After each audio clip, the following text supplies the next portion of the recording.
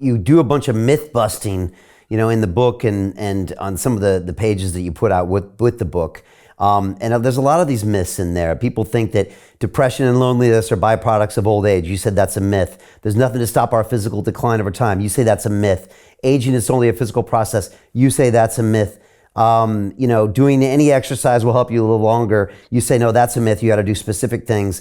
And then this whole use it or lose it concept. So if you do these specific things mentally and physically, you can extend your capacity or even increase it. And it's interesting what you said, because I did a triathlon. One of the other crazy things I did, Stephen, which made me read this book really carefully, is when I was 47, 5 years ago, one of my guests on my show named John Joseph challenged me to do my first Ironman race with 90 days of training. And I had to do it on a plant-based diet because he had been vegan for 30 years.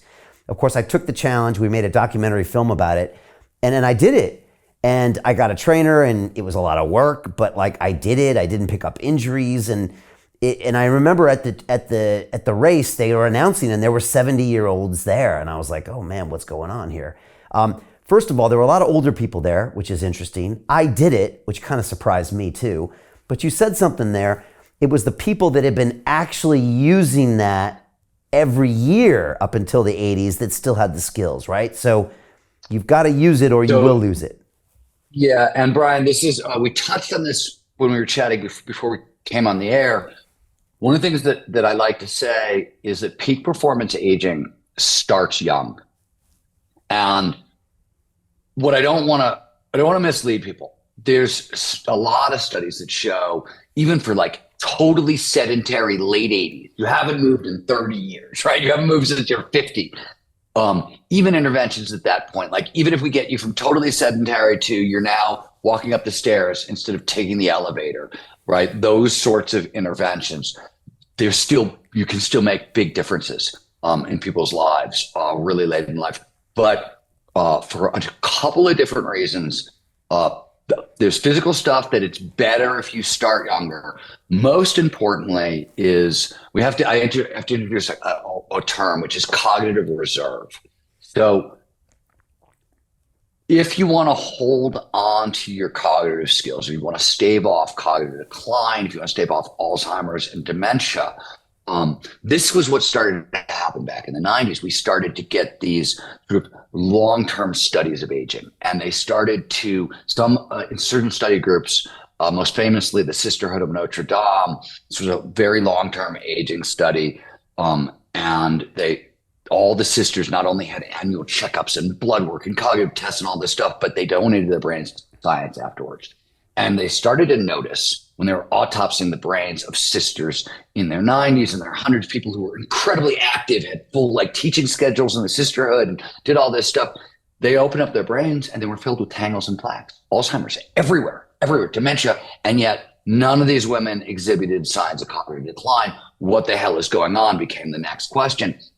There are a number of answers to that question, but first and foremost is, if you want to stave off cognitive decline, you want neurogenesis, the birth of new neurons, and you want synaptic plasticity, those new neurons to form new neural networks. One thing to know about the brain, redundancy is built into everything. The brain never does the exact same thing twice in a row using the exact same neurons. It's really rare. The brain likes to recruit other neurons and back things up.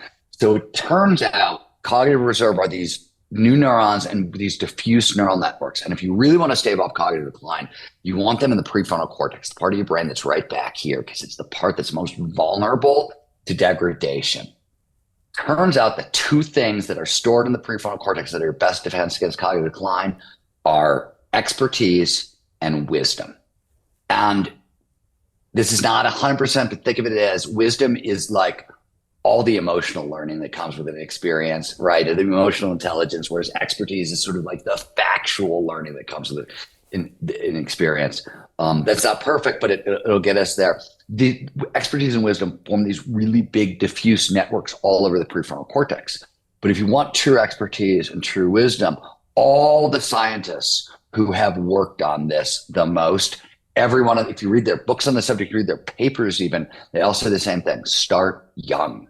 Start building up expertise and wisdom in the 20s and the 30s. Make these networks as robust, as thick as possible. And you pointed out some of the physical stuff. You definitely want to start in your 50s. But as you and I both know, it is a whole lot easier to start exercising younger and continue than it is to totally walk away from it. Because if you've walked away from it for 20 to 30 years, you can come back for sure, but it's a slower process, right? You want to do some stuff along the way to make sure you're not going to get hurt as you come back to your activity.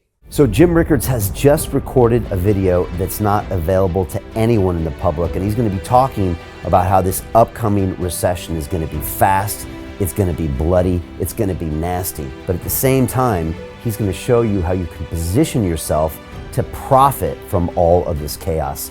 Now, we've made this video only available to our viewers. Go to londonreal.tv/Jim. Watch that immediately. I can't say enough good things about Jim Rickards. He understands the global economic system better than any guest I've ever had on London Real.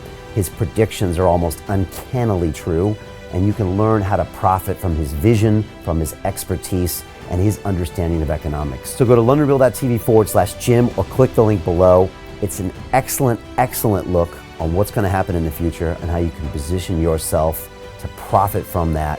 Jim is one of the best in the business, one of my favorite guests on London Real, and he's very, very good at predicting the future and showing us all to profit from it. So click the link, and I hope you enjoy.